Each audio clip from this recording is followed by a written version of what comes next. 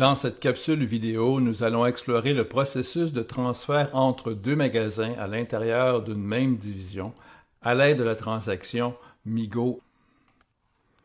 Regardons premièrement l'état de la situation à l'aide de la transaction MMBE, synthèse des stocks, que l'on peut accéder par le chemin logistique, gestion des articles, gestion des stocks, environnement, stock, synthèse des stocks.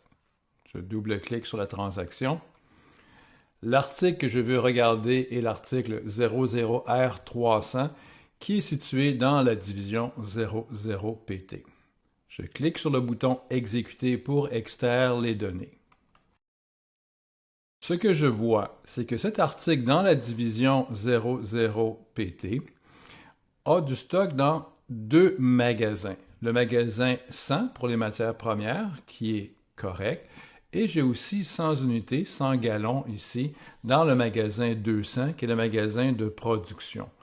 En fait, ici, il s'agit d'une erreur. Je ne devrais pas avoir 100 gallons dans le magasin 200. Donc, ce que je vais faire, c'est que je vais transférer les 100 unités du magasin 200 vers le magasin 100 à l'aide de la transaction MIGO. Comme vu précédemment, je vais appeler la transaction MIGO, qui se situe encore une fois sous logistique, gestion des articles, gestion des stocks, mouvement de stock, mouvement de stock. Toujours bien vérifier le type de transaction, le type d'opération effectuée. Ici, c'est effectivement un transfert. Il n'y a pas de document support, donc on va prendre autre et s'assurer que le mouvement est le bon mouvement. Vous avez pu voir précédemment dans le chapitre 8 qu'un transfert de magasin à l'intérieur d'une même division s'effectue avec le mouvement de type 311. Donc, c'est ce qu'on voit apparaître ici. C'est parfait.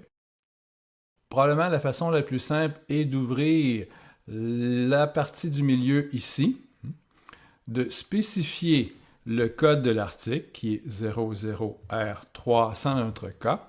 Donc, la partie de gauche ici, c'est d'où on part, et la partie de droite, c'est vers où on veut s'en aller. Donc, on doit identifier le code de l'article, la division. Là, on ne spécifie la division que dans la partie 2, parce que ça va être la même chose dans la partie vert, évidemment. Le magasin, donc nous avons des unités dans le magasin 200, et nous voulons replacer ces unités-là dans le magasin 100. Donc, j'inscris le numéro du magasin ici. Et la quantité à déplacer était une quantité de 100 gallons.